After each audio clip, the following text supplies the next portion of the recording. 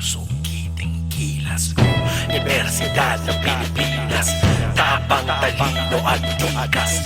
Bandera ni pinawas-iwas, utak, puso, kiting kilas. Sugod, mga sundalo subok nang lumapag, pumalag sa tutok suot.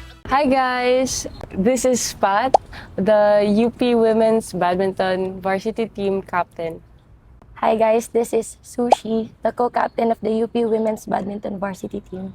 Pat, kamusta ka naman? Okay lang, medyo hectic. Ikaw? Okay lang din, pagod na nga ako eh.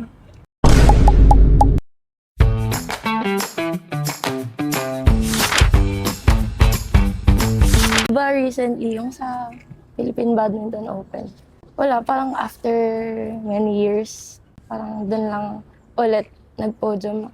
Tapos after pandemic, ganun, parang pwede pa pala. Pwede pa pala. May bubuga pa. May bubuga ganun. pa pala. May asim. Internationally, yung na-idolize ko talaga na badminton player is Tai Tzu Ying from Taipei. Napapansin ko, ano lang siya eh, relax lang siya eh. Confident siya sa playing style niya, kumpiyan siya sa palo niya. Gusto ko, sana ganun din ako maglaro. Like, kumpiyansa lang, confident Chill. sa palo. Chill lang. Grabe chill. yung deception ng kamay Yeah, niya. ang ganda ng kamay niya, ang likot. Diba, since malayo yung pinagtitrainingan natin sa Cubao pa, siguro yung pasabay. Doon nagkakaroon ng kwentuhan, tapos mas nalalaman ko yung mga, lalo na yung juniors. Minsan, di ba, nagkakakwentuhan din tayo pagpapunta dito. Oo, syempre Diba? pag chika talaga, buhay na Chika buhay. talaga, ano? Buhay na buhay yung badminton team pagdating sa mga issue. Kapag walang at chika, tahimik ang lahat. True. Magulo. Ika nga ni EJ, sabi niya, pressure is a privilege. Wow! Quote! Normal naman sa isang atleta na ma-pressure ka during crucial point. Siguro yung pagkakaibahan lang natin kung paano natin ma-handle yun during that crucial point. Sa akin, during U-up nga, lalo na pag yung mga labanan, Tas elimination na, anchor ka pa. Diyos ko, grabe yung pressure. Makikita mo yung tao, gagawin na siya. Okay. Mga nag-aabang, yung daming nanonood. Oo, tapos sabi ko, isip ko lang lagi na relax ka lang. There's nothing to lose. Basta maglaro ka lang kung paano mo laruin yung laro.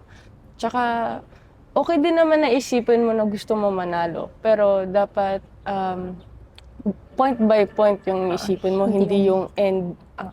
Parang proseso lang yan. Parang thesis ba? Systematically. Yung right. Thesis! Siguro yung gusto kong maiwan sa UP is yung yung love for the sport ba? Na hindi mo lang siya gagawin kasi kailangan, responsibilidad mo bilang atleta, bilang varsity ng UP, kundi dahil mahal mo yung sport kaya mo ginagawa. Hindi na totoo lang ang daling i-handle ng women's team kumpara sa men's.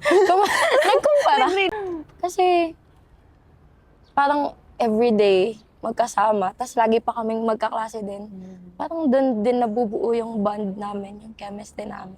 Chat kami lagi, uy, ganito, anong bang gagawin natin? Hindi lang ako yung nagde-decide.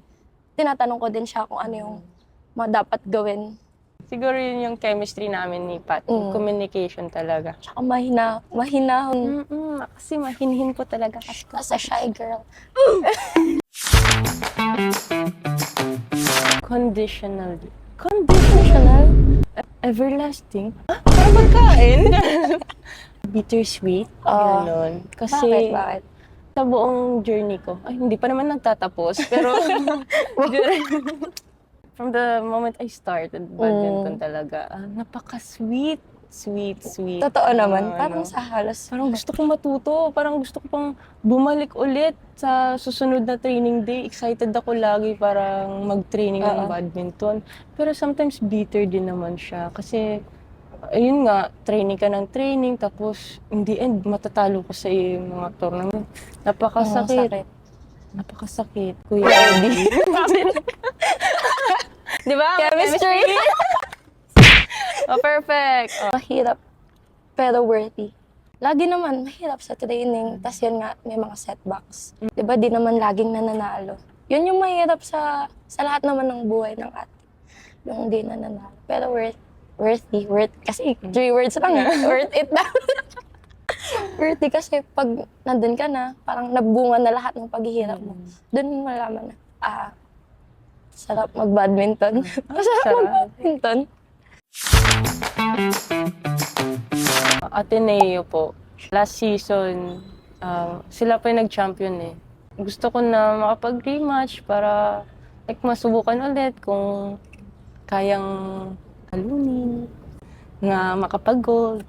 Siguro NU. Kasi during pre-season, nakita namin yung improvement din nila.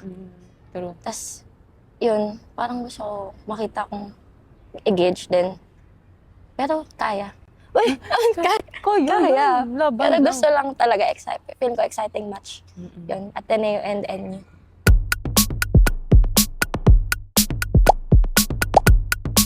Doubles. Quiet. match. Indoor. Mash. Offensive. Morning.